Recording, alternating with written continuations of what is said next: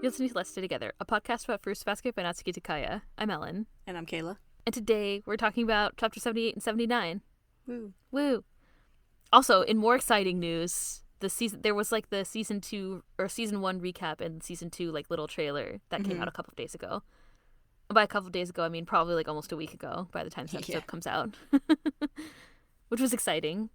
It's happening. It's happening in spring, quote unquote spring. Yeah. Like first quarter 2020. Yeah, really. Second quarter 2020, I guess. Well, that'll be a good time. So, I'm excited.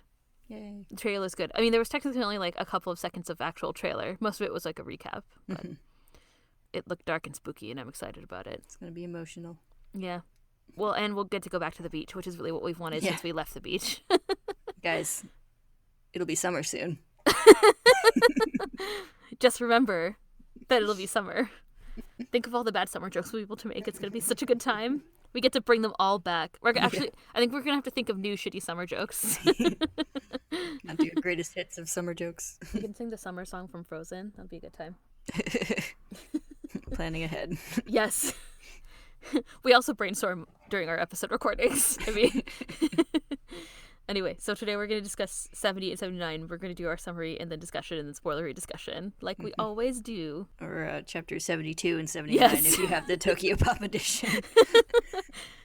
Kayla texted me earlier this week and was like, did I go back in time? And it was like a photo of the intro page for chapter 78. And it said chapter 72. And I was like, I don't know. Wouldn't be the first time. Yeah. Like the 2 chapter 34s or whatever it was. Yeah, I read like an extra chapter that week. I was like, wait. Yeah. I thought I just read chapter 34 or whatever it was. Yeah, if you have the new version, it's not in there. Sorry, they cleaned it all up.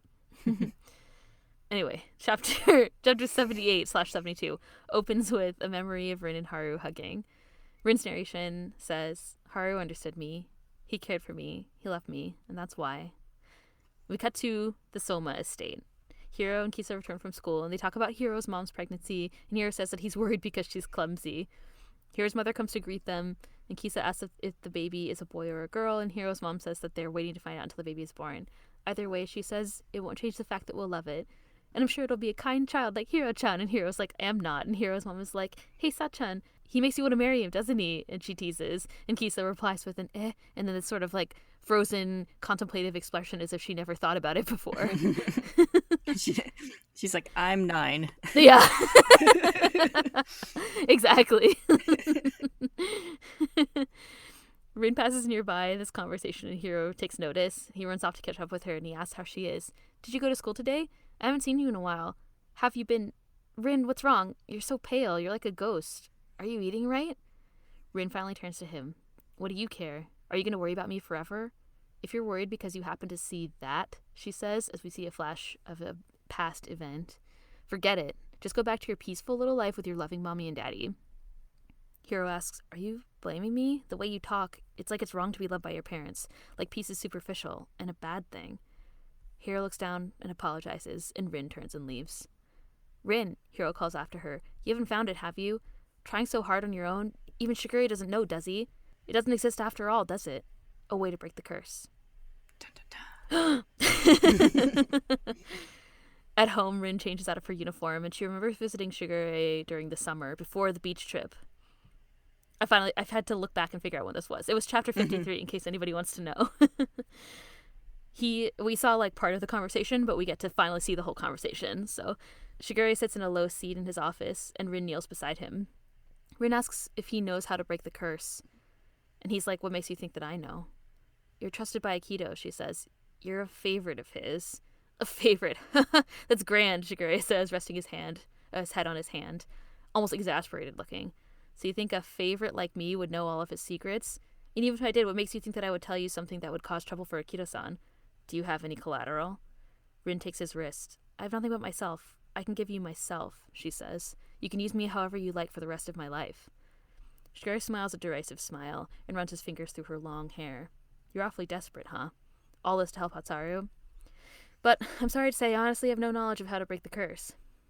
Rin grimaces and says that he's lying, and she grabs his collar. He doesn't get riled up.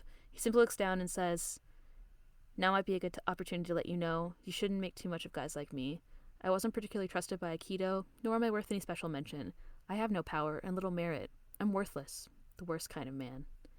Rin is taken aback, and Shigure stands and lets her know that if she's determined to find a way, she'll have to look elsewhere. Who else would know, she asks, and Shigure says, who knows? Maybe you should ask God himself. Aikido. Kureni, she asks, do you not care if you stay cursed? Those who care should do something about it. I'll just reap the benefits, Shigure says. They look over their shoulders at each other, and Shigure finishes, I told you, didn't I? I'm the worst of the worst.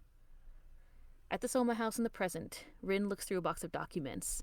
She thinks that Shigure was deliberately trying to dodge her questions. He knows something. He's hiding something. I have to find it, she thinks. Rin suddenly coughs and drops to the floor, feeling sick, tries to steady herself on some of the boxes, and she wonders if she should try to talk to Shigure again, or if he'll dodge her questions again. And she remembers his suggestion to talk to Aikido, and thinks of Aikido. I wonder if there's anything that someone like Gureni is afraid of. Anything he'd be so afraid of he couldn't stand it. Rin faints and falls to the floor. We see another memory of Rin and Haru in bed together, naked. I wish I had been born as Haru's heart, Rin says, because then I could always be with you. If you died, Haru, I'd die with you. But then I couldn't kiss you, Haru says, holding her and kissing her.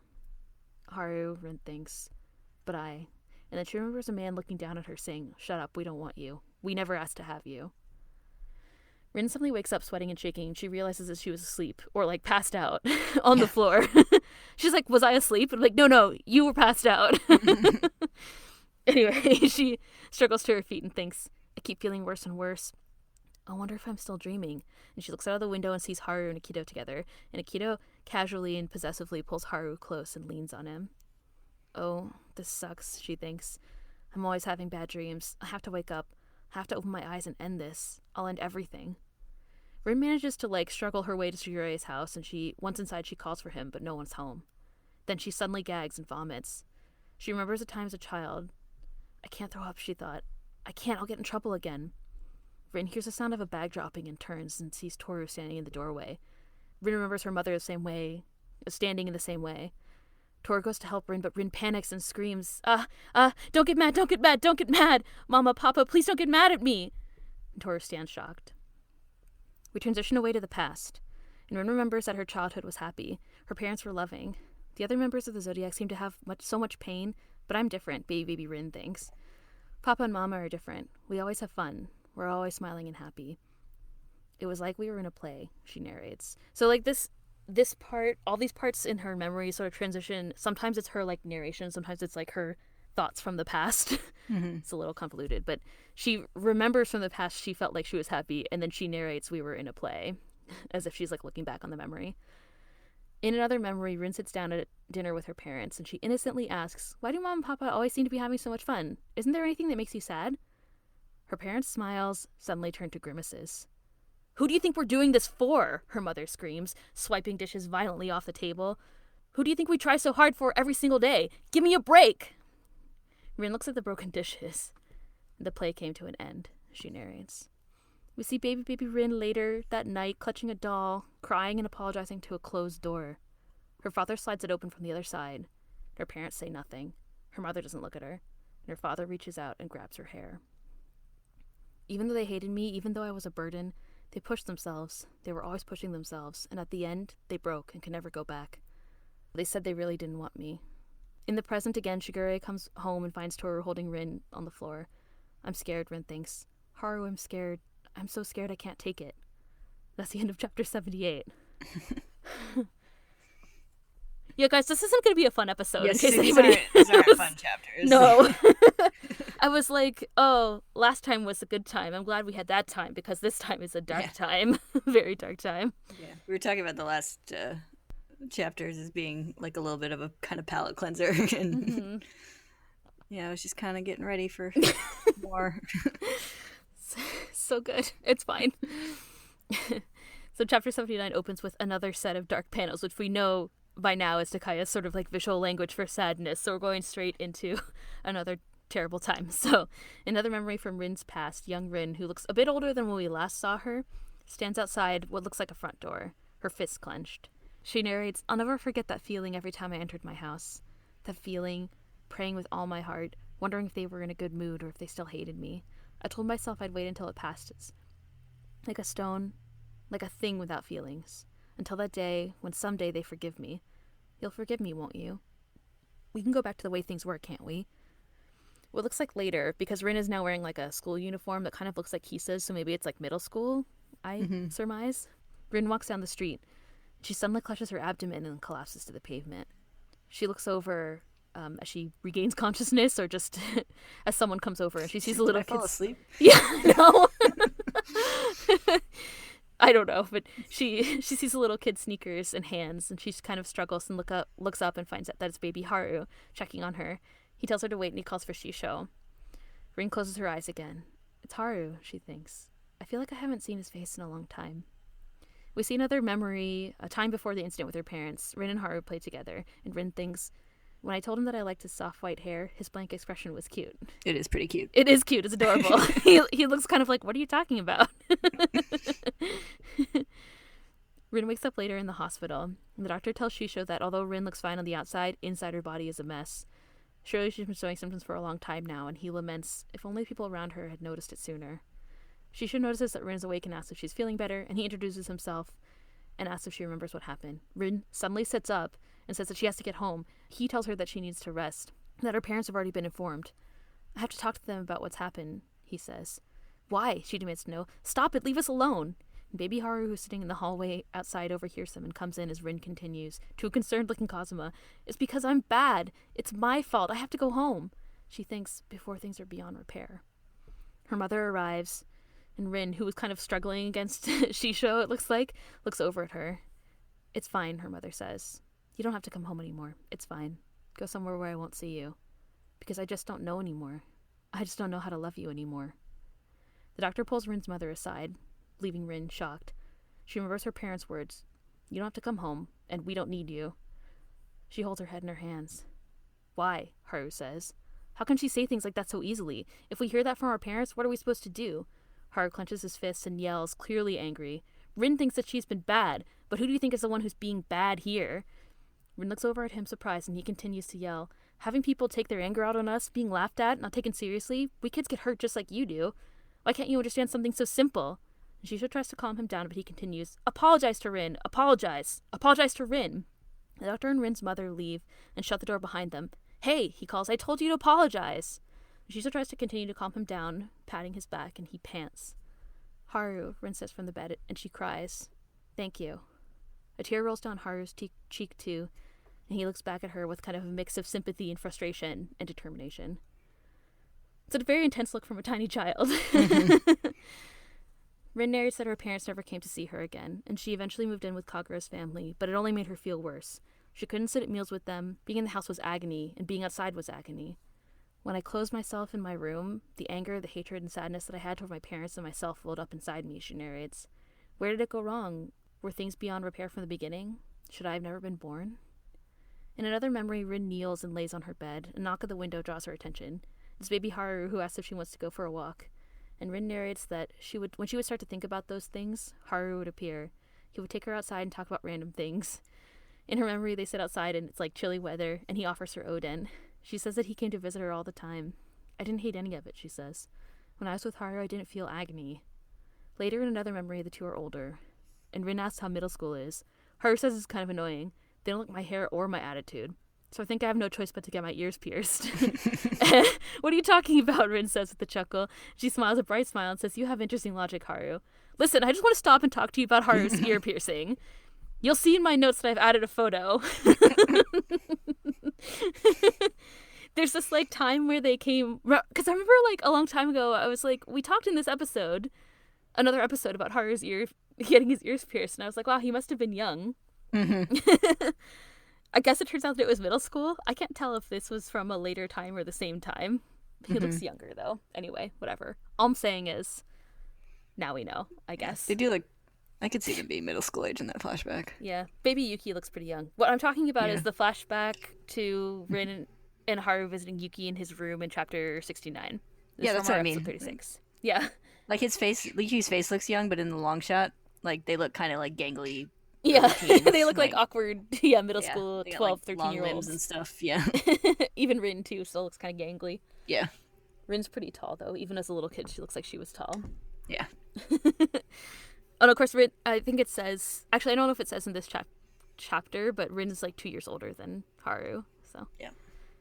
It is explained in a sketch in a couple chapters. Anyway, that's all I wanted to say about that. Haru was a strange boy, Rin narrates. A kind boy. I felt like I might fall in love with him. Maybe I have fallen in love with him. No, I can't. A love from someone like me would be twisted. Later, in a more recent memory, Rin is in her high school uniform. And it's the Haru that we know and love from that we met from earlier. They sit together on a couch.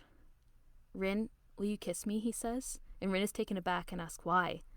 Because I like you, he says with a serious expression. And Rin is shocked and she blushes. We can't, she says. Akito will get mad. But if you ended up with another guy because of that, Haru says, I wouldn't be able to bear it. Or would you prefer another man? Of course not, Rin says. Haru, I like you, she thinks. I like you, Haru. I'm no good without you, Haru. When you're gone, Haru, I can't keep myself together. It has to be you. Leaning on you, relying on you, wanting you, Haru, wanting everything about you. My desire increases and increases. In the memory, Rin starts to cry and she thinks, a love like that seemed like it would someday crush Haru. And if he started to hate me and was gone and went away, she thinks of her parents. Haru asks if she thinks that he's pitying her. No, I don't, she says. I like you, he says, and he reaches out and holds her neck. So I want you, Rin. And he moves close, face close to hers. Do you not want me, Rin? He cups her cheek and kisses her, I guess, on the other cheek. This panel is, cut off on the side, but it looks like he sort of adjusts on the couch because in the next panel they kiss. Her hands are on his chest and kind of under his open shirt, and his hands are on her waist. And Rin moves her hands to his collarbone, and we transition to another scene. Rin narrates, reason has no effect. I love him too much. Even though I think it's wrong, I don't want to let go. My twisted self. Why can't we be more normal? She narrates that she started to want him more and more, but became more and more terrified that Akito would find out, which Akito does, and later confronts her about. In the main house, Akito asks if it's true they're seeing each other, and Rin is shocked. She wonders how Akito found out or who told him. But Akito says, look at you, so unconcerned. When you do something, you really do it. How dreadful. Akito continues, this is why I hate women. They're cunning. Even long black trailing hair makes me sick. Rin thinks that she's scared of Akito. She can't disobey him. She can't help it. Akito comes closer and asks who instigated their relationship. Which of you will incur my displeasure? You see, Akito says, when I get mad, I can't really see what's around me. Hattori's left eye, that was unfortunate. It was me. I started it, Rin says in a panic. I started it, obviously. Akito considers this, then slaps Rin hard across the face. Women really are disgusting. You're shameless. Why do you lay your hands on my things? Akito says. And Rin, terrified, thinks of her mother's abuse. Or maybe you think you've beaten me, Akito says, and pulls Rin up suddenly by the collar of her uniform and pushes her to the window. Oh, I see you now. You're pathetic, Akito says with a derisive laugh. You're rotten to the core. You're completely hopeless. Not even being with Hatsaru can save you. Your darkness will eat through him. You need to know how little value you are, Akito says. You're just here to make the numbers match up. Don't ever forget that. Eyes full of malice, Akito finishes. You are not needed. Rin remembers her father's and his words, we don't need you, and thinks of Haru. And she thinks, but Haru did want me. There was someone who wanted me. Even though I'd been told that I was unwanted. I'm happy. What a happy thing. Thank you. I'm happy, but that's enough for me. This time, you have to be happy, she thinks. Hiro appears in the hallway suddenly and passes by the room just in time to see Akito push Rin out of the window. After she falls, he leans out the window and yells down to her, and Akito looks angry, but satisfied. I'll release you, Rin thinks. From me, from Akito, from everything that binds you. I want to release you, Haru. Haru, your true happiness is in a bigger world. I'll look for it. I'll find it. And in the present, in her room, Tohru checks on Rin, sleeping in her bed, tears in the corners of her eyes, and we end on Rin's narration, because it's okay for it to end with nothing left in my hands. That's the end of chapter 79. Oh, boy. I only had to scream a little bit this episode. I don't even know where to start. Yeah. This is another one of those ones that get worse when you're older and reading it again. I know, children. Yeah. I can't remember which episode we were talking about. You were like, children. I can't remember. Yeah. Probably about Uo or something. Just poor babies. Anyway, so sad. Yeah. Yeah, it's also like much more obvious how much like Rin's abuse has affected her personality and thought process. That's for sure Like, true. yeah, like especially the part when she has the flashback of her falling in love with Haru, and she keeps thinking about it like just like a normal, normal affection and love being like wrong because she's like, oh, I'm worthless and I'm a burden and all this stuff. Like, And just like every single bad thing that happens is like she thinks that it's either her fault or like it reminds her, like she constantly remembers the things that her parents told her and did to her throughout the chapter, even like when Tohru comes in, yeah, and she freaks out. yeah, I think the lines that really struck me is like during that like horror flashback when she's saying like I love him too much, even though I think it's wrong. I don't want to let go. My twisted self. Why can't I be more normal? Like, Yeah. This is normal. You are normal. This is very normal. Yes, it's very normal to want to depend on other people for emotional support.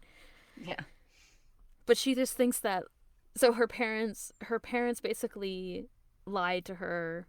They covered up how they really felt with what she thought was like genuine affection. Yeah. And then just told her that she was completely unwanted. So she like ruined that sort of like foundation of what having a close relationship with someone is like. So then of course she thinks that it's wrong, like that it's all going to end terribly. Everything that she does is going to end terribly. Yeah. Right? And any kind of trust she might have and like any genuine care that someone might have for her. Yeah, that extends to Tohru, I guess. I feel like the part that always gets me in these chapters is when Tohru comes in and Rin is on the floor and then she just like scream panics and tells her not, and is like, don't get mad at me. Yeah. Like it's so depressing.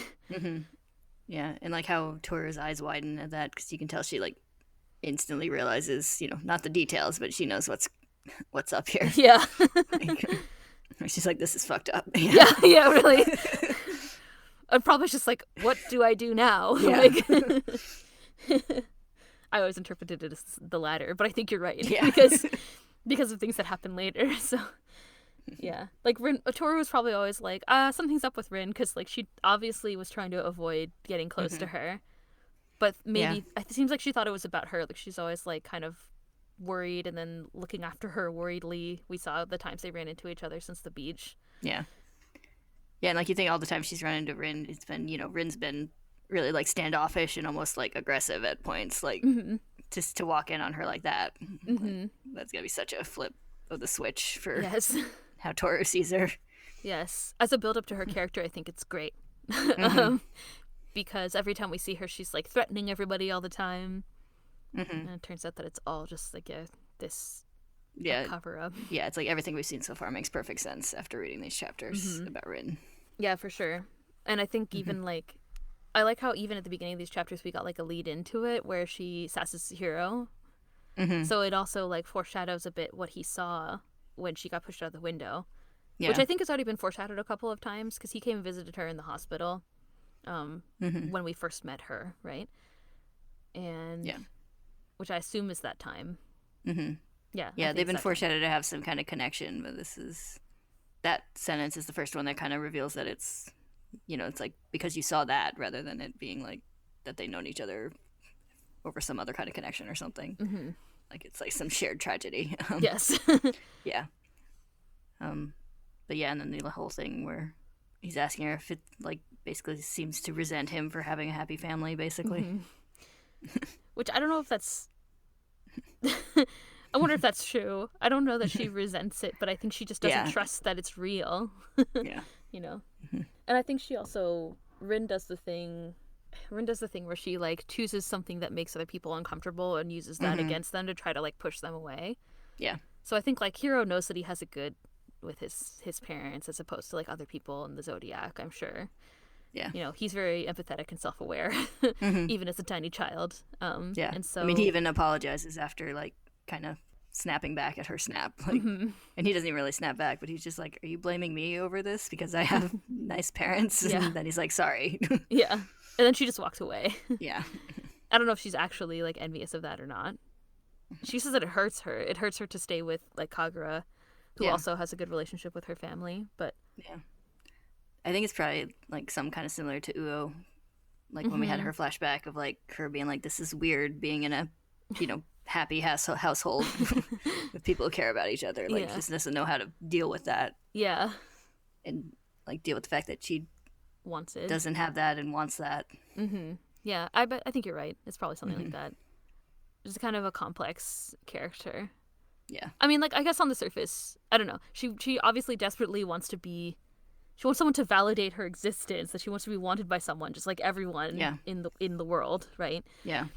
And then basically everyone who is in a position to do that in her life has been like, no, we didn't want you, or like Akito just like uses it against her, basically, which is what happens later in the second chapter. Yeah, and we see that like, that's why like Haru is so deeply important to her, because he genuinely loved her and cared for her, and still does. And we've seen that like hinted at before, because we've had the whole thing about like, oh, I was dumped from Haru, and then it becoming obvious that she was pushing him away for some reason for his sake, but we didn't know why.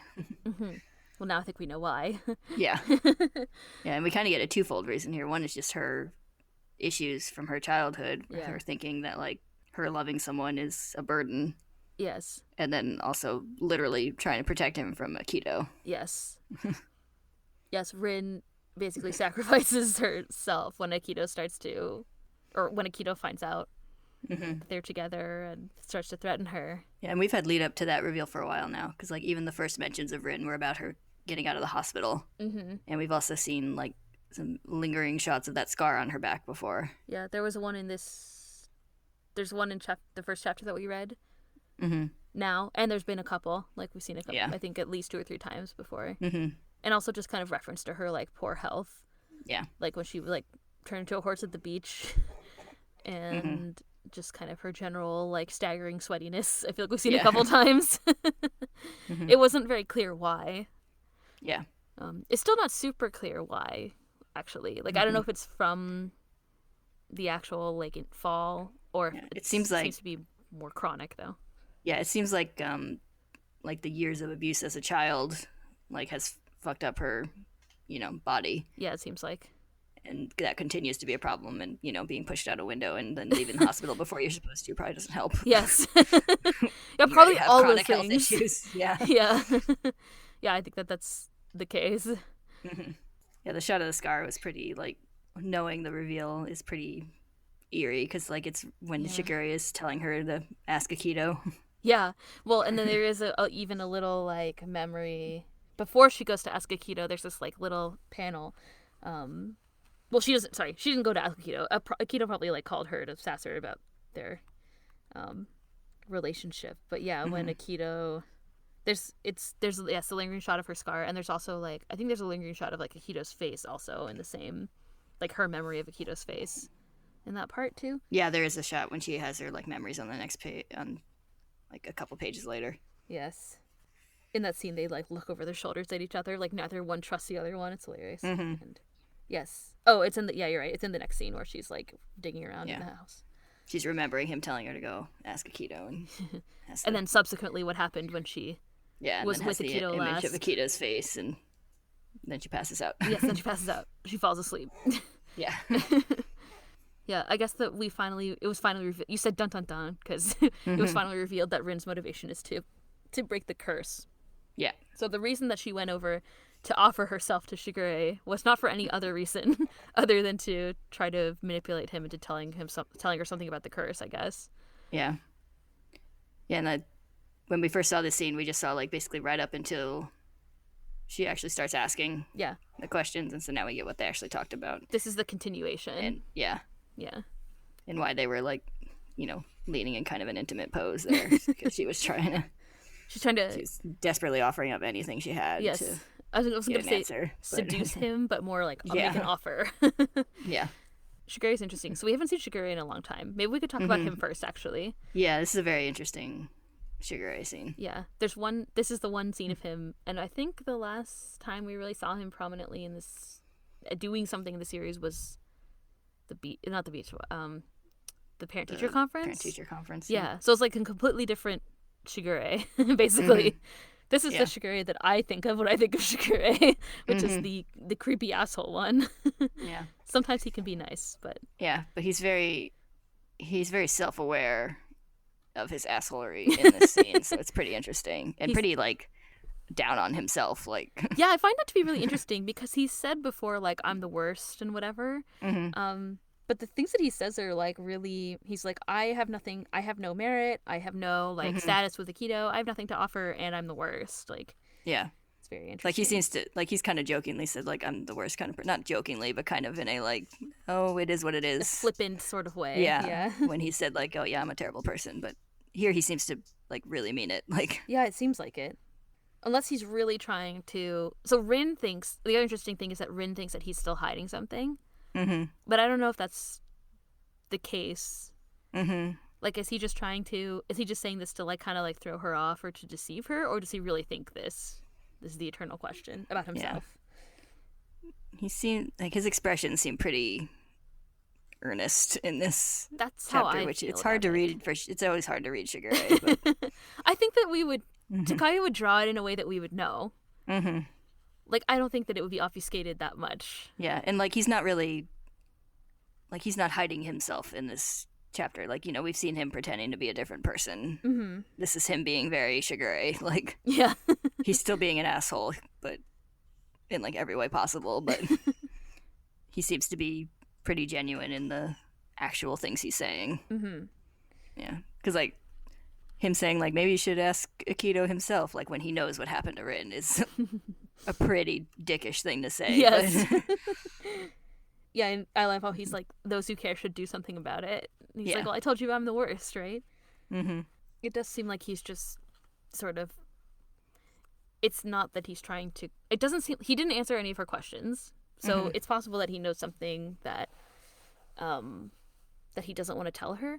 Or like, for whatever reason, he doesn't want to tell her anything. But it also seems like he's not being genuine about how he feels about himself. Like, I think he is being genuine when he says like I'm the worst person and I whatever. But yeah, she thinks that he's trying to. I think it's interesting that she thinks he's still trying to cover something up. And that could be. I think that's partially just desperation on Rin's end. Yeah, probably. Because like when we have like earlier in the chapter when Hira's asking, she's saying like even Shigure didn't know anything, did he? Yeah. Like, and then you see her like digging through files in the main house. Yeah, like, she's rummaging within around. earshot of Akito. So Yes. Yeah, somehow she's. I wonder where. I don't know what she's. I wonder what she's looking for, but she's looking for some kind of like documents that would have some kind of clue about how to break the curse. yeah, it's in the How to Break the Curse file. Yeah. Better look under H. She's like, oh, I was looking under C for curse. Yeah. Maybe I should look under B for break. Yeah. Yeah, she's like digging around in boxes in these like records looking for something. And you're right, it is within like I mean Aikido could be anywhere. Like so she deliberately goes to the main house and then when she like comes to and stands up and kind of staggers around, she sees I don't know if it's real, like it could be a hallucination or like a memory of hers because she's like, am I dreaming? I don't think she's dreaming, but No, I don't think so. she sees Aikido with Haru. So you're right that it is in very close proximity to Aikido. So yeah, she's digging around. She thinks that Shigure knows something, but he's hiding it. And and she also I like that she mentioned, or I thought it was interesting that she mentions Shigure's like quote unquote favorite status, your favorite of Aikidos. Yeah. So I wonder if that's like widely known. Rin seems to know things about people. Rin seems to also be sort of like empathetic or know things about very observant, and like kind of know things about people. Yeah. That sometimes they don't even know themselves, I guess. Yeah. I think there's been some mention that suggests that people know that like Shigure seems to have some kind of special privileges or something with regard to Aikido. Like we've had Hattori said that, I guess. And we've had the thing where like in the scene where Hattori and Shigure were talking that one time and someone's like comes to get Hattori because Akito's upset or whatever, and Shigure's like, oh, I'll go. Yeah, exactly. Like as if that's satisfactory instead of Hattori, I guess. Yeah. Yeah. I mean, we've definitely seen it. I think what's really interesting is the like self-deprecating laugh he has at being called Akito's favorite. Yeah. He's like, that's grand. Like, yeah. It's pretty funny. And it's, I guess he doesn't feel like he has any special privilege with Aikido or special status. Yeah, but I actually like flipped back to that original scene to go and see like if something had happened around that chapter for him to be like especially like An a-hole. well, I mean especially like haha yeah I'm Akito's favorite. Yeah. Sure. Like I couldn't remember if they had if he had like visited Akito recently at that point or something. Did I didn't something see happen? anything around there. It is right before he like deliberately kind of goads Akito to go to the beach, so he might have been in that state of mind. But yeah, it could be like related to something else that hasn't been shown yet, I guess. Yeah, that's why I went back to see if there was anything around that time, but I didn't really see anything. That's so. funny. I just went back to see when it was, and I was like, there it is, because I wanted to see when like what did they say before this conversation happened. I did too, but it wasn't that interesting. Rin is just like, I didn't break the window. Yeah, which is funny. Yes, it's still funny. Yeah. Yeah, it's basically like right up until the start of this conversation, because like he literally, the last words he says are like, "Shall we begin?" or something. Rin's just like, tell me about the curse. You're lying. Yeah. It's interesting that Rin like grabs his collar. Rin's so like physical with him. Yeah. Speaking of physical, should we talk about her and Haru? Yeah, sure. I was like, that's probably everything with Shigure. How to transition. Yeah. Oh, good. Kayla has an idea. Yeah, we definitely should. Yeah. Let's talk about them. First of all, Haru is great. Yeah. I have to say. She said that she knew Haru from before. I wrote a little timeline. Because sometimes I get lost in the detail, especially in these type of chapters where it like flips back and forth between like the present and memories and then like further back memories. Yeah. So this is what I wrote. Her parents covered up their feelings and then suddenly cracked. And she was abused until she was like older, like middle school-ish, and then ended up in the hospital. And she knew Haru from before, and Haru was the one who found her on the street that time where she ended up in the hospital. And he also stood up for her in the hospital, and she said thank you. I thought it was interesting in that scene where he also cries as well. Yeah. When he yells at her mom. And also she shows there and kind of tries to like calm him down. So yeah. And we know from like Haru's backstory that, you know, he has his, you know, Black Haru thing, and he had started doing martial arts with Shisho as part of a way of getting that under control. Yeah, it looks like he kind of went to his, like he looked like in the kind of like last scene where he's yelling. It looks like he's like gone black, as they say. Yeah, he's got the kind of like narrow pupils and stuff that we've seen. Angry eyes. Sort of shaded eyes and narrow pupils. Yeah. Yeah. But it was a just rage. Yeah. Yeah, I don't think Cosmo's trying that hard to calm him down. I mean, he's like, there. Yeah. Keep shouting. Yeah. Yeah. He's doing the like, you're right, but you shouldn't say it. Yes. Cosmo looks deeply concerned when he's talking to Rin. Rin is like, I have to go home. But anyway, sorry, we're talking about Haru. So yeah. And then Rin eventually, I mean, they're kind of, the timeline's kind of interrelated, I guess, because then after the hospital, Rin went to live with Kagura. But like we were saying, it sucked for her. It sucked that they have like Kagura and her parents have a good relationship, and she didn't. I guess it just made her feel even worse about what had happened with her parents. But when she would start to feel sort of depressed, Haru would come and like visit her, and he would just like take her out of the house and talk about random shit. And then they fell in love, which is adorable. I think your lead into this is accurate. They are like, I think some of the more physical people in this series. As I said, they have like probably the most physically intimate relationship we've seen. This is raunchy. Yeah. So spicy, one scene. Yeah. Which I think we commented on it when, like, when they meet that one time. Yeah, because we're like, whoa, that's a serious kiss right there. It's like a full, like, he, like, bends her backwards, and it was, like, a full, like, deep, like, kiss. Yeah, that was funny. I forgot about that. I forgot that we talked about it like that. Yeah, this is the first time. It's cute. So yeah, when you see this, you're like, oh, that makes sense. They were definitely sleeping together. Yeah, totally. So. Well, the first memory, there's this one memory before where they're clearly naked. I don't know if it's the same time or if it's like a different time, but that's the first one. And then it goes into this one later. So like as you're reading it, it's like, ooh, so spicy. Yeah. It's very sweet though. I love how Rin just can't believe that she could have a good relationship with him. And he's like, want a kiss? And she's like, what? And then he's like, but she's like, why? And he's like, because I like you. Like, as if it's unfathomable, you know? Yeah. I think we've seen so far how dedicated he is to her. And this is like just it's like we're finally seeing the beginning. This is like the pre-breakup. Yeah, and we're seeing that like Rin is equally dedicated to him. She's just showing it by pushing him away right now because that's all she can think to do. She's like, I don't want you to get hurt, so I'm just going to be as mean as possible until you leave me alone. Until you go away, because it's better for you if we're not together. Yeah. Which is depressing, but... I mean, you can't blame her for thinking that way. No. I mean... With either thing, either her past or the event with Akito would be enough. There's a whole physical threat that is... Yeah, but having both theirs. Yeah. There's she's like, it's not possible for someone to love me without there being strings attached. And also, like, I mean, after accepting... And also Akito's like, I'm going to stab him in the eye if you don't take credit for this, basically. Exactly. It's like, so what should I do? Yeah, should I be attacking you or him? You choose. Yeah. She's like, I pick me. Like, she answers immediately. I know it's heartbreaking, but sweet how quickly she, as soon as that threat is made, she's like, obviously it was me. Yeah. Yeah, and you see more of, like, the power Akito holds over the Zodiac, even before the physical threat is made, she's saying, I'm scared of Akito, I can't disobey. She's like, shrink back, I can't help it. Yeah. Like, she's like, I know I won't be able to do anything, basically. Yeah, and it's like before Akito gets like at all physical or anything, just being in his presence is enough to terrify her.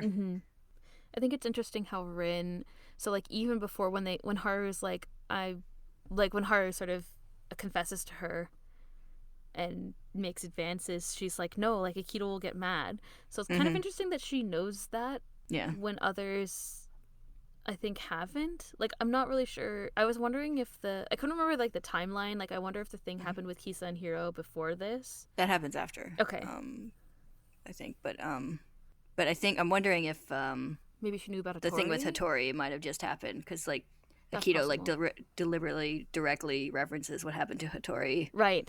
Yeah, so that must have happened before. So I don't know if that, like, had just happened when she's like, no, Akito will get mad. Like, because that happened, like, pretty soon before the series, and then this happens, like, probably also pretty soon before the series starts, or around when the series starts. Yeah, because she's, in the hospital partway through the series. That's right.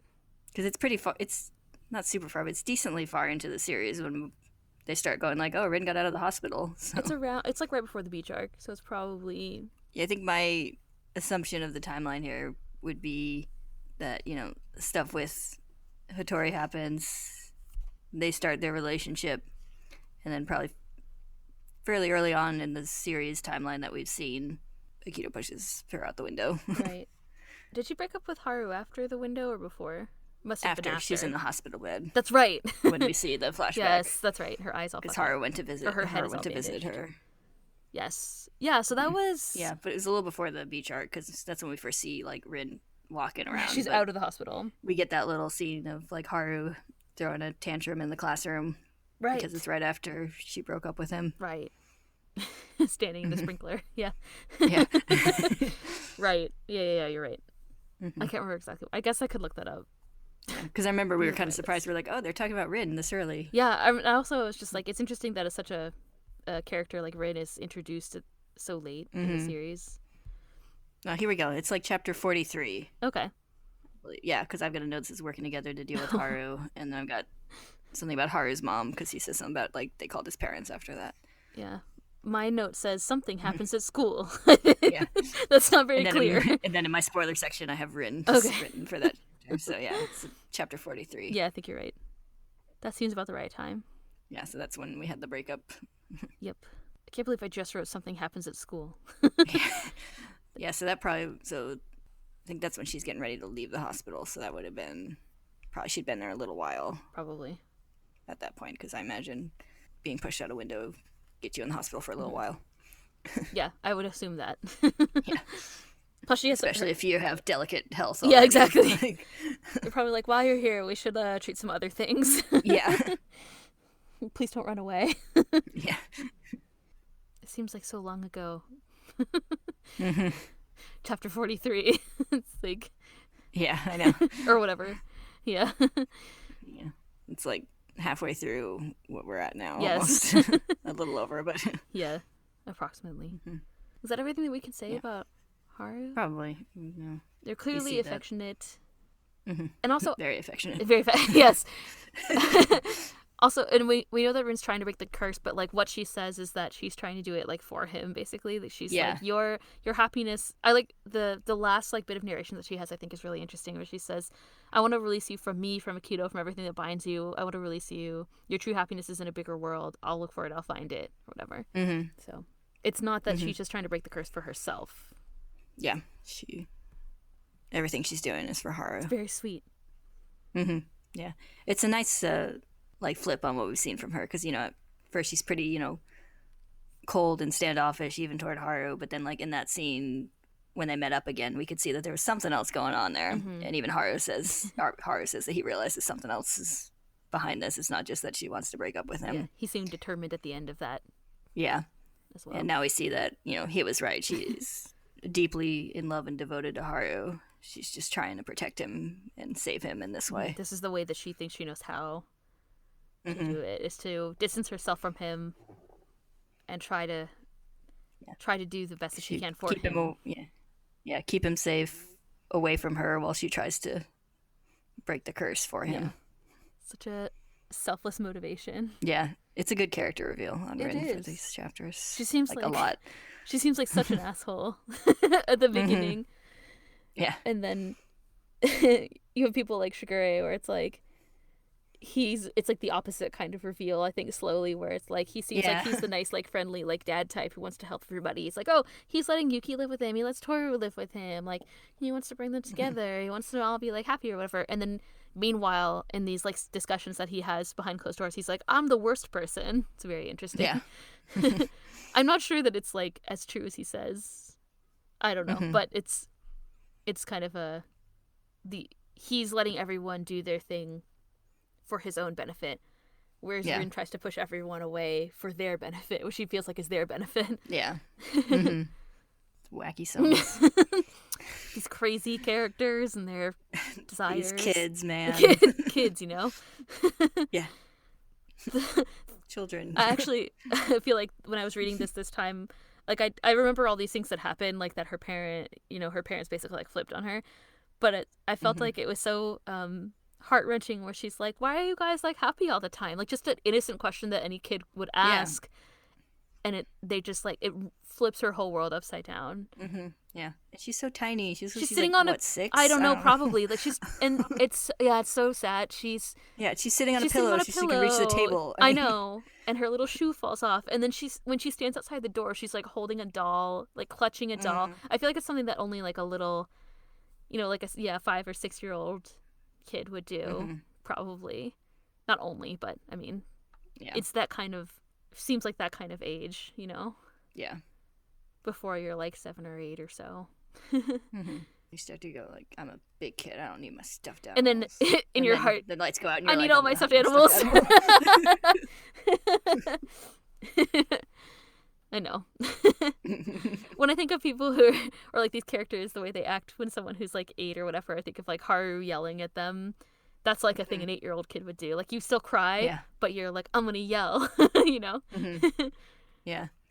That's a very like, Haru in that scene is a very like, I'm having so many emotions and I don't know how to deal with them because I'm tiny. Yes. Like, kind of thing. Like I tried, like he's screaming and crying at the same time. Yes. I tried so hard to describe his expression. He looks back at this expression at Rin, and it's like this like just righteous anger. Yeah. It's very like, I'm defending you, but I'm really mad about it. Like, I'll protect you, and I'm really mad at the same time. Yeah. It's very determined. Yeah. And you get a little heartbreak and call back to his own issues there when like he says having people take their anger out on us, then says being laughed at, not being taken seriously. Yes. We kids get hurt just like you do, which of course we know is his whole deal. He seems like he's a little bit older than when he had his like confrontation with Yuki. Yeah, and he's obviously had in Kazuma's care somewhat now too. Yes. Yeah. I was like, yay, Kazuma. I was like, at least Kazuma's here in this chapter. Yeah. Yeah, you see more of Kazuma being just the best dad to all the Sombas that he's trying to be. Best person. And he says I'm Kyo's father, so I guess Kyo... I know, that's so sweet. Yeah. He introduces himself. He introduces himself as Kyo's foster father. Yes, it's so cute. That must have been a recent development too. if this is there that around that age. Yeah. Cosmo's like, I'm in so in over my head with all these baby Somas and all their problems. Yeah.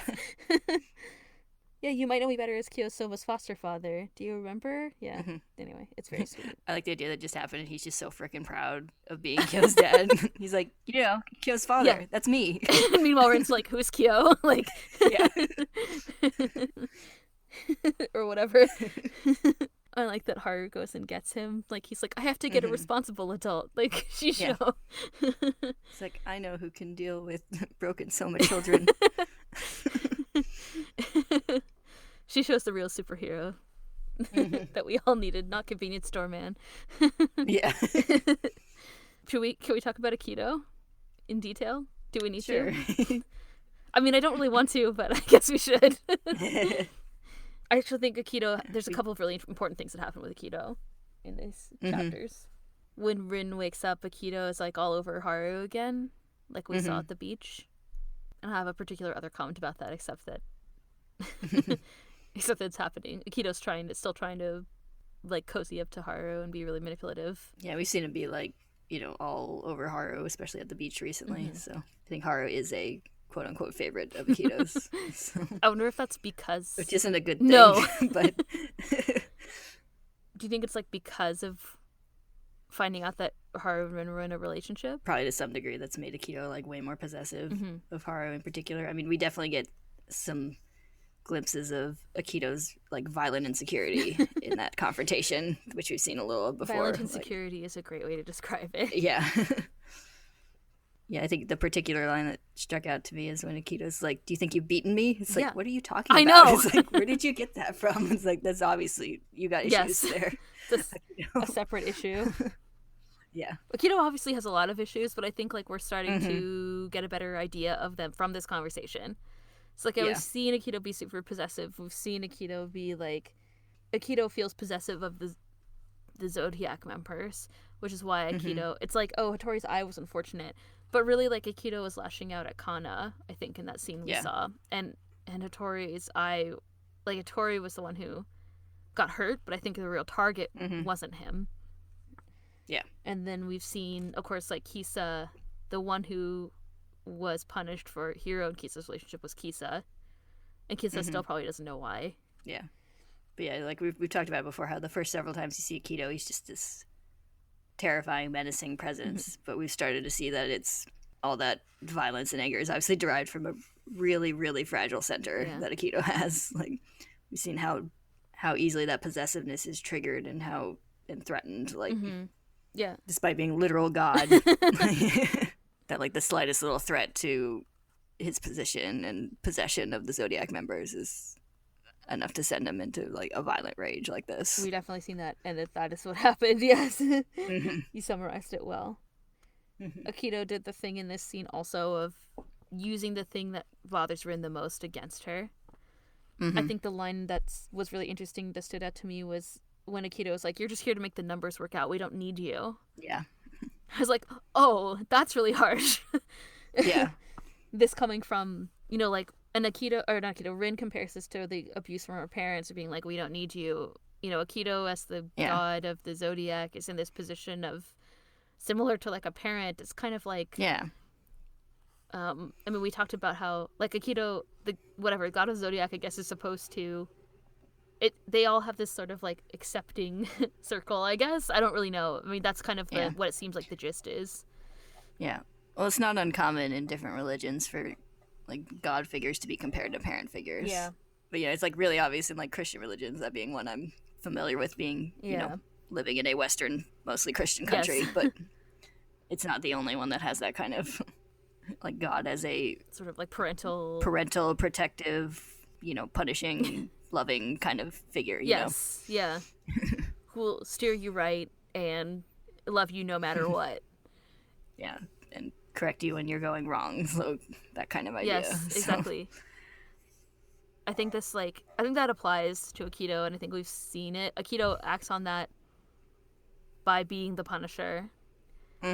But I also think like the way that the Zodiac have this like I can't go against Aikido, or like it's like they want to be seen as being valued by Aikido. Mm-hmm. And Akito uses that against him all the time. Like, that's the Yeah. basis of Akito's sort of, like, emotional abuse, is to be like, you know, like, Haru, you know, you're just the dumb one. Nobody, you know, nobody takes you seriously. Or, like, with Rin, it's like, Akito says, you're not needed. But I looked it up. Yeah. I was also curious about this, so I looked it up in the Japanese and the other translation. And in the Mm-hmm. Yen press, it says, I don't need you, which I also think is interesting. But I think Mm-hmm. in the context, it's kind of ambiguous in Japanese, of course. But I think in the context of the conversation, I would have actually translated as, we don't need you. Like, because Akito's like, you're just here to make the numbers work out, like, as if we're talking about the Zodiac. Yeah. And we've seen the Zodiac specifically compared to, like, a family. Mm-hmm. And so saying, like, another family that's like, we don't need you to Rin. So to cut her off from all the things that are the places where she looks for validation and affection. Yeah. And it's also, we've seen From her parents. Akito use, like, love as a weapon in the past, too, in the form of God. Like, we saw that specifically in how he was treating Kyo on the beach arc. Yep. Like, after, like, breaking Kyo down, then he's like, I'll still love you. but I'll come visit you because you're my little monster and I love you because I'm your God. Yes, exactly. He's like, but you hate me. He's like, no, I love you. No, Like, you're confused. Yeah. The feeling that you're feeling is love. Yeah. Or like you said, I think you said during that part of the beach arc, conflating like love and control or like fear, you know? Mm-hmm. So yeah. Akito's good at that. Yeah. Depressingly good at that. But yeah, it's just like all the places, you know, Rin is supposed to have a sense of love and belonging, or keep telling her she's not needed. So.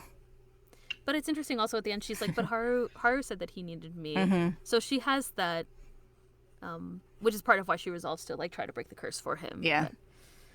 Yeah, it's kind of, you know, it's a horrible scene, but it does seem to like trigger a positive realization for her, because that seems to be where she like does genuinely go like, Haru did genuinely love me and want me and need me, like, rather than her being like, oh no, it's not real before. Yes, she sort of treated it like it wasn't genuine, but something about this experience makes her realize that it was a genuinely nice thing. It's kind of, I feel like we've seen that a couple of times recently with things that Akito does, like when Akito was saying this stuff, mostly during the beach arc, like Akito was saying things to Haru and he was like, that's not true, stop saying that. Yeah. And like things that Akito told Yuki, I can't remember exactly. Yuki's been silently rebelling against them for a brief period of time though. To be like, that's not true. I don't want to not have hope. Yeah. And like yeah, it's kind of interesting with all of them kind of starting to realize things like that. I think part of it is just, you know, growing up. Yeah. But I think part of it is also like Akito seems to be increasingly desperate and therefore less subtle in his manipulation efforts. That does seem to be true. I mean, I don't know if it's just like we're seeing it because now we're building up to it in the story, but it does seem like that's the case. Like it used to be very subtle. We saw like kind of subtle manipulation, like when Akito is talking to Tohru and is like, "Oh, maybe you should like erase her memories," or like, I guess that's not very subtle, but it was more subtle than what I just said. Yeah, it's more like, oh, it's such a tragedy. It seems like her memories of you are what's causing her such pain. Yeah, like it was. Yeah, that is more so how it was phrased. And even like when we first saw Akito when he was talking to Yuki on the schoolyard and everything. Yeah, Akito's like it seemed more subtle and in control. And yeah. Akito's been much less that when we've seen him lately. That's true. When he talked to Yuki at school, he was like, why didn't you come visit me? Like, it makes you sad when you don't come visit me, or whatever. Like, I hope I don't need to teach you another lesson in that special room. You know, the one. Yuki's like sweating and panicking. Yeah. Yeah, now it seems like maybe, I think Akito is going to further and further lengths to try to maintain, like, what seems to be like some sort of control over the relationships that they have, the Junichi have with other people, including amongst themselves, just with someone other than Akito. So, including up to and including pushing people out of windows. There's something about like Hattori's eye was injured, but there's something about this one that's like it really something about Rin seems to really bother Akito. Something about Rin and Haru's relationship seems to really bother Akito. Yeah, this is like very deliberate. Like when he's making the, you know, threat about Hattori and he says like, "Oh, when I get mad, I can't really see what's around me." Like he's being a dick, but he's kind of right. Like when you go back to the Hattori scene, he really did just like throw a fit, and Hattori Yeah, seemed to kinda get flare kind of him. hurt in the crossfire. Like, It does seem like that. it seems more like just kind of throwing a fit and hurting someone is just because, he doesn't care that much if Mm-hmm. someone gets in the way. But this is very deliberate. I mean, he walks Rin up to the wall Yeah, he and grabs her and picks pushes her her. I up. mean, Like, yeah. he picks her up by the shirt collar and pushes her to the wall and then pushes her out of the window. Yeah. Akito at the beach, I guess this kind of started escalating to where Akito, like, threw the thing at Kyo, through the wind chime, the chime at Kyo. Yeah. But it seems to be particularly bad with Rin. And then I guess we didn't really see, like, Kisa got, something bad happened to Kisa. She was in the hospital. We saw that Kisa got, like, slapped, but it wasn't obvious what else happened. Yeah, and it was more of a passing thing, it seemed like it wasn't as, like, there's definitely a lot of, like, seems to be some extra rage involved in this Also some, like, scene with Rin. premeditation. Like, Akito had to Yeah. go up to the second floor to, like, Yeah, like this it's not like they just met there, you know? yeah, like this conversation started with Akito planning to hurt Rin. It seems like that's the case. Yeah. Yeah. Yeah, we also get some deliberate, I guess, misogyny from Akito, which we haven't really That's seen true. specifically Yeah, before. we're stuck with that. Yeah, like we've seen kind of like he's more possessive of the male Zodiac members and more Like, dismissive. dismissive and or aggressive of the female Yeah. ones, but we have deliberately here like he says, "This is why I hate women. They're cunning. Even long black trailing hair makes me sick." Yeah. Like, Akito also talks about Tohru in a similar way. I feel like we've seen, like, not exactly the same. Like, not so, but dismissive and sort of, he refers to it as, like, that woman and stuff like that. Yeah. I think we've seen. yeah, it's very like these girls getting their cooties on my things. Yeah. Kind of. Yeah, Akito is like, yeah, how dare you treat my things this way? Yeah, you're right. Girls getting their cooties on my things. Yeah. Yeah. So we've seen like we could have extrapolated that before, but it's just very direct in this chapter. Yes. Yeah, this puts the puts a period on that sentence, I feel like. Like before you'd be like, I think Akito may have some issues with women. And now it's like, But now you can go like, oh, Akito has Akito some definitely has issues with women. What those issues are, it's not clear. Yeah. It's like, but yeah, you're right. Akito seems to be very possessive of the sort of male members of the Junichi, like, and physically intimate with them, like we've seen a number of times, and not so much the women. We don't see Akito interact with Kagura very much at all. Yeah. And so far, we've only seen, I mean, there's just Rin and Kisa are the other options, right? So, Yeah. with both of them have varying levels of abuse that they've seen at the hands of Akito. So, Yeah. I don't know if there's more that can be said about that from that one scene right at this moment in time. Probably not. I think that's Yeah. kind of it for discussion of Akito for these chapters. Yeah. But good to note. We'll have Yeah. to see what develops from here. Yeah. Yeah. Definitely some interesting stuff seated here. Hopefully, because otherwise it's just depressing. But that scene does give us one other character we get some revelations on, which is Hiro. Right. Hiro saw. Yeah. Hiro was just happened to be there and Yeah. saw what happened, which is traumatizing. Yeah. And explains a lot of what we've seen from Hiro in the past. Yes. We know he's had some kind of connection to Rin in the past, and we know he was pushing Kisa away because he's afraid of Akito hurting her again. Mm-hmm. And now we know why. Yes. Yeah, that's legit. Yeah. I guess, so this must have happened after Kisa was hurt? Kisa must have been hurt before this, because Hiro probably wouldn't have told Akito that he had feelings for her if he had seen this, I don't think. Yeah. I don't know if I don't remember if it's like clearly established when that happened, but they seem to be pretty young, and Hiro looks like he's a little bit older. Yeah, Hiro looks similar to how we see him now. Yeah. In the flashback scene. Yeah. But yes, wanting to not get too close to Kisa is legitimate. Yeah. Hiro seems to know that she's trying to, not seems to, he knows that she's trying to break the curse too. So they seem to have sort of a close relationship. Yeah, it seems like she might have been like more accepting of his like interactions earlier on, like when she was still in the hospital or whatever. Too weak to push him away. Yes. Yeah. It seems like he seems to know, and she, like tolerated him visiting her rather than just being really sassy with him right away. Yeah.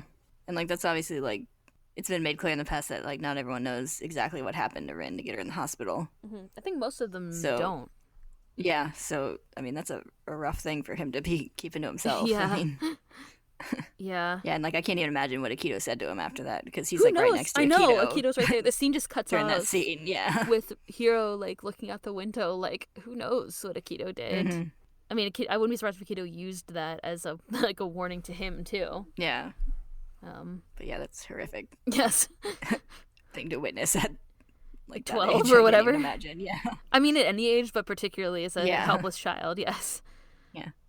And Helpless Akito, child seeing the, master of your life push Yes. out push one of Another your relatives out out the window. window Yes. for displeasing him. Yes. Yes. When you say it like that. No. Yeah. Yeah. And Akito, Hiro was also so just kind and empathetic. I feel like it would affect him even more than maybe other people, Yeah. So I have one thing to add. Mm-hmm. So I think it's interesting. I have my thing. You have the feather thing. I have the meal thing that we talked about many times of people sitting together and dining together. Mm-hmm. And I think it's really interesting that in Rin's mom, the scene where her family kind of falls apart is during a meal. Yeah. And then Rin says that she can't like sit and eat with Kagura's family, but she can eat with Haru. Haru brings her food later in that scene. It's kind of interesting. I'm just gonna throw that out there. Add those to my.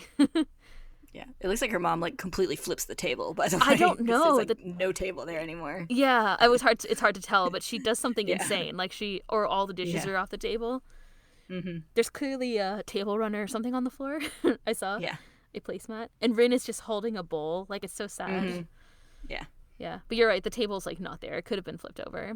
Yeah. Even when she starts to yell, the dad just like looks at her. It's crazy. Yeah. But it's just an interesting all the normalcy. The point in their lives where they're supposed to be having this like sort of normal, family, like experience becomes totally upside down in those times. Yeah, and obviously kind of sours that experience for her in the future because we've seen it also make the scene from earlier becomes more poignant when we had the scene where Hiro visits her in the hospital. Yeah, and she's like throwing the food on the ground. Yeah, she knocked the food off the table. Like, yeah. She clearly has some kind of issue associated with that. Yeah. We do get some nice entries into the feather theory in these chapters. Oh yeah, too. speaking of which. Yeah. Got lots of black feathers during the scene where Akita's pushing her out the window, and then some lovely white feathers when she's resolving to free Haru. Yes. It all fits so well into the feather theory. Yes. It's textbook feather theory. Textbook feather theory. Textbook execution. From Sakaya. Yes. Okay. Is that everything we can talk about that's not spoilery? I have one more thing. Okay, good. That I thought of when you were talking about resolve. Okay. So both Rin and Tohru want to break the curse. Oh yeah, we didn't talk about that. That's important. Yeah. Yes, I think that yes, we see that now.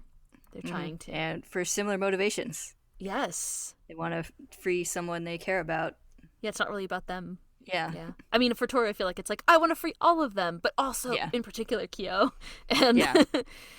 Yeah, I mean, she's talked about, like, Tohru in the past has talked about, like, all the harm the curse causes people, but it's not until she learns about Kyo getting locked up that she starts going, like, there's got to be a way to break the curse. Yeah. So. And I think, like, sometimes it's phrased as, like, I want to help them, like, meet their goals and stuff, like with Momiji we saw, I think, most recently.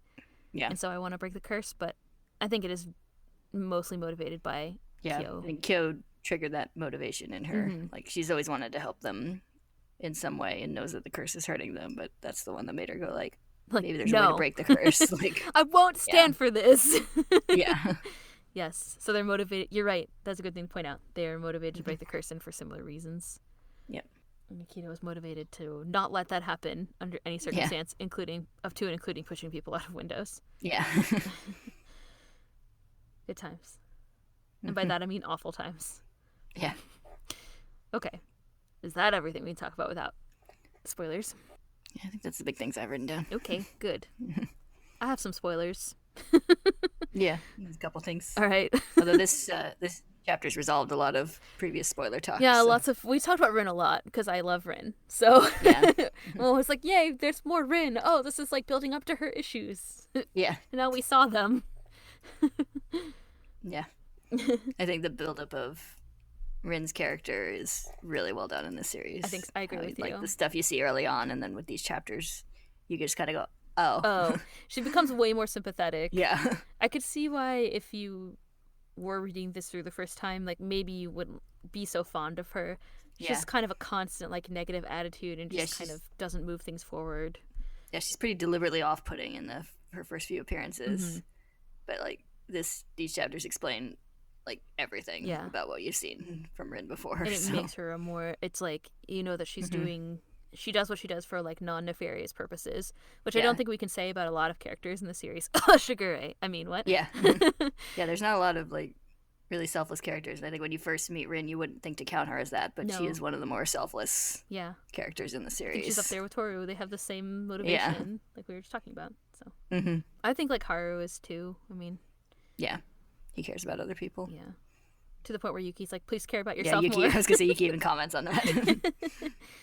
I think Yuki cares about other people. He just, like, can't. He just isn't able to. Yeah, there's several other characters that are good characters, good people, but, you know, the level of selflessness that's on display from people like Tohru and Rin is, you know, above and beyond. Yes. Almost unnatural, one might say. Yeah. Yeah.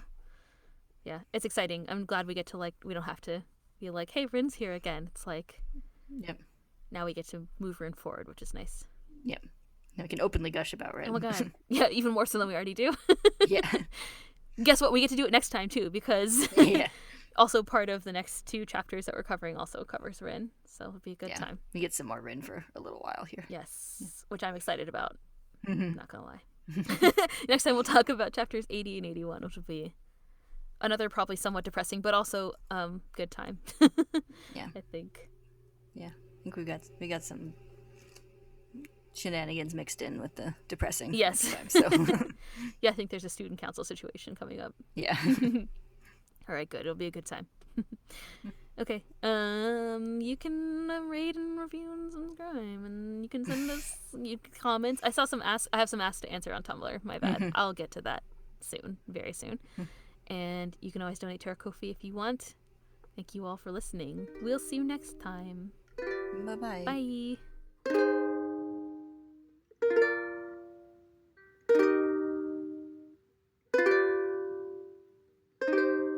It's so hard to talk about these when it's sad because we can't make up as many jokes.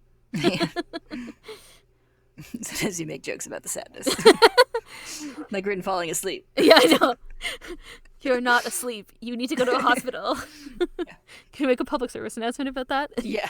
If you wake up and if you quote unquote wake up after you've been feeling sick, you should probably go to the ER. Yeah. On the floor. Yes. Staring at the ceiling. Being like, what time it is. Yeah. Am I having a dream? No, you're hallucinating. Yeah. You're not having a dream because you didn't fall asleep. Yeah. You lost, like, blood flow to your brain for long enough that you were not conscious. Oh, good times. Hey, we're back to talk about spoilers. Oh, we still get a laugh out of the sadness. Yeah. Spoilers. Spoilers. Rin, speaking of, the time I was like, well, there's other times when she, like, feels the same way. I guess that's technically a spoiler of what we were just talking about, where she like passes out and has like this kind of like memory hallucination situation happening. Yeah. Where like Haru comes and picks her up. It's great. Also one of my favorite times. That's a long time from now, but that's okay. Yeah, spoilers. Rin's life continues to suck. It's terrible. Yeah, this isn't even I don't know. Is this worse or being locked in the cat's room the worst? Probably the cat's room. I don't know. I think the years of abuse from your parents and then getting pushed out a window by God is pretty bad. They're all bad. It's so bad. You're right. What am I saying? It's not like you compare one traumatic experience with another and rank them. It's just like any one of these would be a solid tragic backstory for a single character, but she's got all stacked on top of each other. Well, it's because Akito associates her with Ren, so. Yeah. I thought it was interesting that Akito was like, and then you women with your long black hair. I was like, oh, that's not directed at anyone specific. Yeah, I know. Yeah, it's like, who are you talking to, Akito? Yeah. Whenever people argue in the story, they're always talking to themselves. Haven't you? Yeah. We should realize that by now. Nobody ever argues with each other. They only ever argue with themselves. Yeah. It's interesting that you bring up Akito's misogyny. It is interesting to see so clearly. Yep. And it is, in fact, internalized misogyny. Yes. Women are bad. You should be a man. Yeah. Yeah, it's very interesting. All women do are take my things. Yeah. That's what all women do all the time. Yeah. It's like, and I feel like I'm close to losing my things because someone's drilled into my head since I was a child that I'm not actually worthy of love. Yes. Rin and Akito actually have very similar situations. Yeah. I was like, oh, I see where this like you know, like the way that Akito is like, you just don't you forget that you don't mean anything and that no one will ever love you. It's like, yeah. Oh, that sounds familiar. Yeah, like Akito hates Rin because Rin is Akito. Both her mother and herself. Yes. Like, it's true. The really interesting thing that I noticed is like, so Rin has all of these different like memories of her parents when bad things are happening. Sometimes it's her dad, and sometimes it's her mom. And she specifically remembers her mother when Akito is attacking her. Yeah. I was like, oh, that's not foreshadowing at all. And she also remembers her mother when the scene with Tohru, where Tohru finds her. And yeah. But yeah, it's interesting how sometimes it flips back and forth between who she remembers. Yeah. It's interesting that it almost seems like her mother was the more violent and directly abusive one. Like, we see her dad grab her by the hair in that one scene, but other than that, nothing. Her mom's the one who, like, flips out and flips the table, and then, like, most of the traumatic memories for violence seem to revolve around her mother. Yeah. The ones around her father seem to be the "you're not needed, we don't want you" thing. Yeah, she has this, like, she's afraid of, you know, like, the abuse of women, and then she has this fear of being rejected by men that probably stems, I mean, or whatever, you know, but yeah, at least it's sort of, like, it seems to be paired that way based on the sort of, like, imagery that is shown when things happen. Yeah. That's what it seems like to me. Yeah, there's definitely a connection in her mind, even if she's not consciously thinking that way. It seems like that's the case. And it's reinforced by Akito and the memory that she has with Akito while she's with Akito. That is. Yeah. So, you know who else wants the curse to break? Shigure. Yeah. But it's funny because he's like, well, I don't really mind being cursed because, like, he wants to be with Akito, right? So. Yeah, he just wants it to break so that nobody else is with attached to Akito. Akito, yes. So he's like, I don't care if it breaks or not, but it's like, you do, but you really don't. She's like, don't you care? The interesting question is that Rin is like, don't you care if you're cursed, Granny? And then he's kind of like, well, those who care should break it. Yeah, it's like the curse itself isn't a problem for him. It's irrelevant to him. Like, we even see that, like, later on where he talks about, like, he felt that happiness when Akito was born and has never really had it turn sour, unlike everyone else. Yeah, that's definitely true. Yeah, but he still wants it to break so he can have Akito all to himself. That's also definitely true. Yeah, so it's like he's, like, manipulating things so that, you know, it'll break kind of in the way he wants it to. Yeah, he wants Akito to push everyone away, for everyone's relationship with Akito to sour, so that he has Akito to himself. Which kind of does make him the worst of the worst. Really. Yeah. It's like, if you spell it out like that. Yeah. Yeah. Like Shigure is manipulating Akito behind the scenes so that Akito can manipulate everybody else. Yeah. He and Akito kind of deserve each other. Yeah. I think that Akito is a sympathetic character. Yeah. I'm not convinced that Shigure is. No. I apologize to everyone who likes him, but I don't like him very much. Shigure is a fascinating character. He's very interesting, yes. But he's never, I enjoy that he's there. Yeah, he's never really one you feel, like, compassion for. I don't, at least. Yeah. I know there's a lot of people who like Shigure, but I don't know why. I like him. I just don't. I like him. There's no scene where I'm like, oh, Shigure, like I am with every other character, including Akito. I'm like, you patted Tohru on the head, but I know who you are deep down inside. Yeah. Like, once in a while, I'm like, oh, you're an asshole. Yeah. Like, you're like, oh, cut the crap. Like, it's like, it's nice that you know you're an asshole. That's good. Yeah. And I think he does, like, it's not like he hates everyone. It's not like he hates people. Like, it's just that he's puts everyone, his desires above everyone else's needs. Yeah. He even said that to Mayako. Mayako's like, don't put so much on Tohru. And he's like, it's not my job. Like, I don't have to care about what she's going through. Yeah. He's interesting because he's like, he knows he's a bad person. Occasionally he feels bad about it, but not ever enough to change his behavior. Yeah. It's very clear. Yeah. But then it's like, yeah, it's kind of funny. He says all these things. Like, he's like, I'm the worst. Like, I don't have any merit. I'm a terrible person. But it's like, so he's resigned to his, like, singular desire to be, you know, close to Akito, and kind of, like, structures everything in his life around that. Like, he moved out to manipulate Akito. He sleeps with Ren to manipulate Akito. He encourages everyone to do things that bother Akito. Like, he's like, oh, I would never want to make Akito mad, but it's like, that's bullshit. Yeah. Yeah.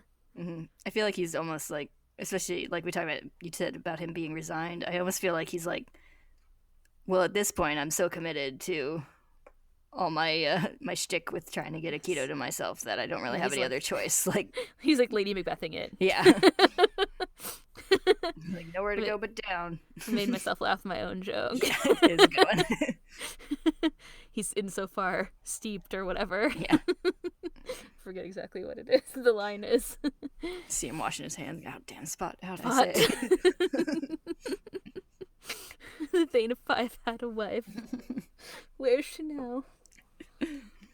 We're nerds. These are the rants that people want. The tangents that people want.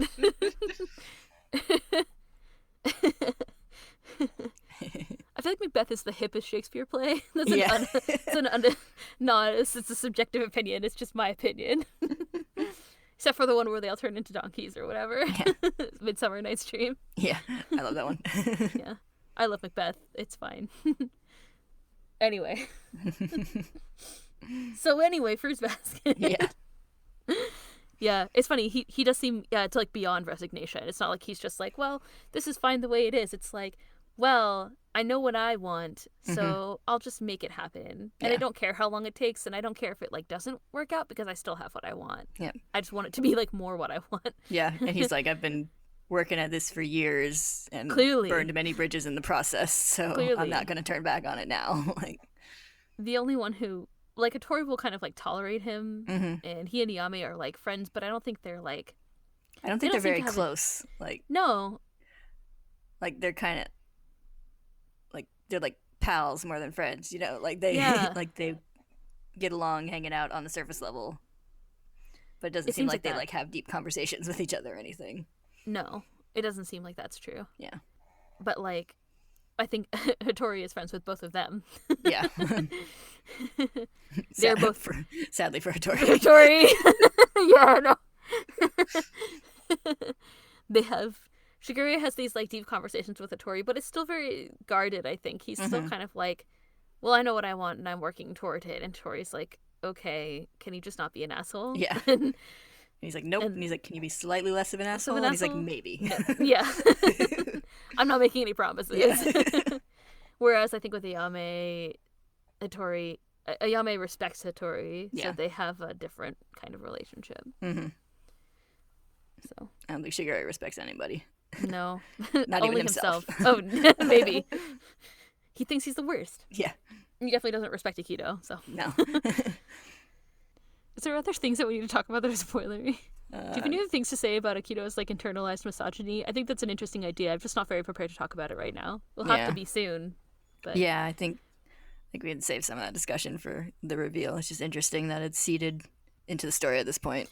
Yeah, it is. It's like I mean, I know that Akito has that issue with Rin, but I wasn't expecting it at this time. Yeah. Like in this scene. So. Yeah, we really saw a lot of Akito's issues on display in this chapter that we don't really get explained for a little while longer, so it's pretty interesting. It's true. It's building up, but I feel like this is kind of like a boiling point. I think you're right that this is like Akito's, like the style of abuse that Akito is using is escalating, whether it's because the characters are more like aware of it now or trying to be more independent. Like, is it the point in their lives where they're all trying to like sort of move away from their relationship with Akito or with build relationships with other people. Yeah. And Akito feels that threat. It's, I mean, it's not necessarily stated exactly what the curse is the bond that they have with Akito, but what exactly does the bond feel like? It's like not very clear. I wonder if Akito can actually like feel them sort of moving away from from her. I don't know. Yeah, we know she can feel it when they break later on. So. Mm-hmm. I wouldn't be surprised if there's like some unease that she doesn't quite know what is causing it. Yes, the feeling that something's coming. I mean, something about to break. Soon. Yeah, I know. Summer jokes forever. Yeah, the only things I had on my spoilers were Shigure and Akito and Rin, parentheses, and Ren. So. Yes. And then I have the question, but I think I asked you in the non-spoilers, which was like, is Shigure actually lying that he doesn't know how to break the curse? Or that he knows, he doesn't know how to break the curse? Well, eventually what he says is that, like, it's just going to break on its own. So, depends on how you interpret knowing how to break the curse, I guess. Cause... He also tells Ren that like they have a bunch of conversations later. Like, he's very, like, reticent at first in this conversation to tell her anything, but then later it seems like they're, like, kind of, like, not closer, because I don't think people really get close to Shigure, but more, like, they're more on the same page about it. They have this conversation later where he says that, and Rin's like, okay, I don't care as long as it eventually breaks, and Toru's like, that's not soon enough, which is also great. Yeah, it's a good scene. Yeah, even in this scene, they have an interesting relationship. Like Shigure doesn't, like, fuck around with trying to pretend to be nicer than he is, which he usually does, even in front of, like, Hattori to some degree. Yeah, and he does with, like, Yuki and Kyo most of the time. Yeah. Actually, all the time, I think. It's really, around Hattori, he kind of lets his guard down. Yeah. With Rin's, like, he doesn't even bother. Like, maybe he knows that she'll see through it. I don't know. Yeah. I think he's being honest, and he's like, I don't know how to break it. And then later on, he's like, my theory is that it's just going to break on its own. Which, even then, I think he calls it a theory. Like, he doesn't know for sure what's going to happen. Yeah, it doesn't seem like anybody knows. Yeah. I wonder if, I guess, and Shigure probably never knows that Kureno's curse is already broken. But knows, I think that they kind of know, because... He knows, because he asks her later on. Or him later on. Because, like, during the... I can't remember if we've seen the phone call yet. I don't think so. What phone call? He calls Kureno. Oh, and he's like a huge asshole. Yeah, and he actually... Yeah. He asked if, like, your curse is broken, isn't it? Yeah. And like... But, like, we see that phone call without that line at first, and then, like, during the reveal of Kureno, we get the whole conversation, but... Okay. Yeah, we haven't seen that yet. Yeah, because we haven't seen that he hates Kureno yet. I mean, I think we've seen that he doesn't care for Kureno, but we haven't seen anything more than that. That's funny. Yeah, I forgot. Yeah, we haven't seen more than the, like, typical, like, I don't know, Kureno's kind of weird, we don't really talk to him much, that, like, everyone has. And him being a little, like, condescending about it, but... But Shigure, like hates Kureno, which is hysterical. Shigure, like, has a dartboard in the back of his office, and he, like, throws darts at Kureno's photo and tears up little photos of him. And it's pretty hysterical, because Kureno's so, like, bland and inoffensive about everything, and he's like, what did I do? Shigure's like, you know what you did. He knows why, but he's just like, what? It's like, let it go, bro. And Shigure's like, I'll never let it go. Like, you can't imagine, like, anyone hating someone like Kureno with the vehemence that Shigure hates Kureno. It's hysterical. It is hysterical. It's very funny and strange. Shigure doesn't seem to really hate anyone, like, other than Kureno. Yeah. Like, yeah. You know, he doesn't have very strong like, feelings I don't care about most people, but that guy, fuck that guy. Fuck that guy. Yeah, exactly. It is sort of ridiculous when you put it like that. Yeah. Also, he should be mad at Akito, but I mean, I guess, like, that's, whatever. That's their thing. It is, yes. They blame other people for their relationship problems. Yes. When it's like, you just shouldn't be together. That's why they're perfect for each other. Yes. Yeah. It's like they're perfect for each other because they're terrible for each other, and they shouldn't be subjected, and no one else should be subjected to them. Yeah. It's funny.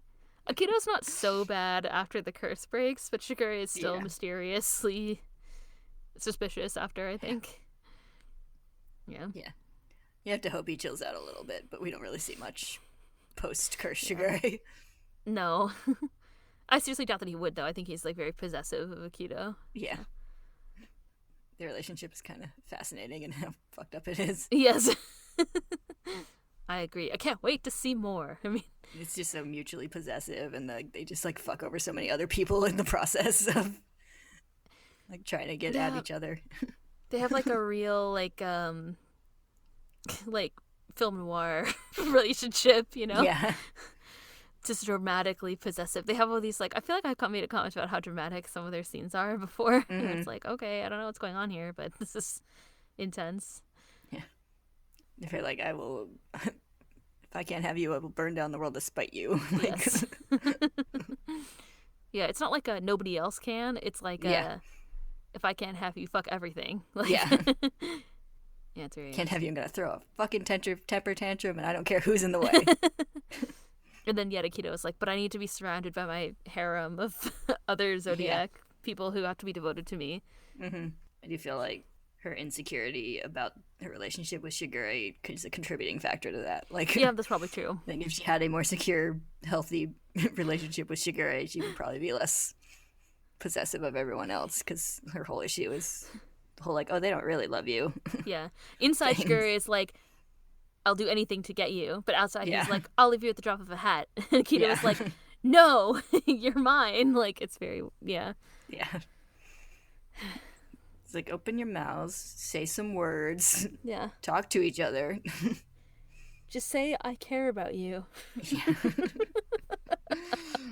You're like, You know? you're like, what was that? What was that middle word? I don't I don't understand. say that again. Love? Yeah. What is this? Lesbians? Yeah. The other L word. The other... Good. Obligatory Scott I'm in Pilgrim joke, lesbians too. with you. What? I was definitely like, oh, I don't know if we should comment on Akito. Is it like Akito's possessiveness with all these men is some kind of like, you know, is there like a homosexual overtone to this? But it's like, no, I can't do that in good consciousness knowing what's coming. Yeah. Just leave it at being super possessive and then hating women. Misogynistic, yeah. It's okay. In time, all will be revealed. Yeah, it's getting there. But we'll never understand why they want to be in a relationship in the first place. No. At least I never will. Yeah. I think we're pretty close to some of these reveals. Like Yeah. Let's pull up the old chart. a couple volumes. So we're starting to get the hints pretty fast. Everyone who's waiting for Sword of Cinderella, it's 2 volumes from now. It's like chapter 45. I mean, sorry, not chapter 4. Chapter 86. Mm-hmm. We're in, what did I just say? 80. So we're only next... a few episodes away. 2, Yep. 3, 4 episodes away. Yeah, and then the Kureno and Akito reveals happen shortly after that. Yeah. Because it's when Tohru goes to meet him and give him the thing. Oh, Kyoko and The Katsu's recording. backstory is coming up. That's going to be Oh, yeah. sad. Yes, that's right. Momiji gives him the recording, doesn't he? Anyway, I don't know. But Yeah, but afterward when they meet, like, yes. yeah, I mixed those up when I was saying it, but it's like he gets the recording and then he meets Tohru after that to Yes. talk about it. There's an actually pretty cute sketch of Kureno and Akito at the beginning of this volume. Yeah, the one in bed. Yeah. All of these have the adorable, all the Tokyo Pop. Actually, I don't know if they're in the. Did I bring? Well, let me look at the special edition, Japanese one, and see. The special editions have a bunch of like color art and stuff in them, but I don't know if they have these.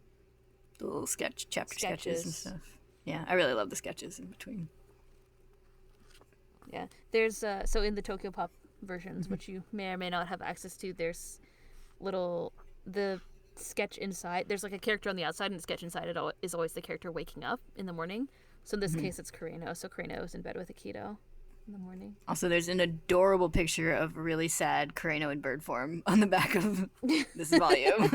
It is very sad. It's so sad. Those are inside. I think the same drawings are inside the cover panels for the manga, for the special editions. So inside the cover flaps, it's the same ones.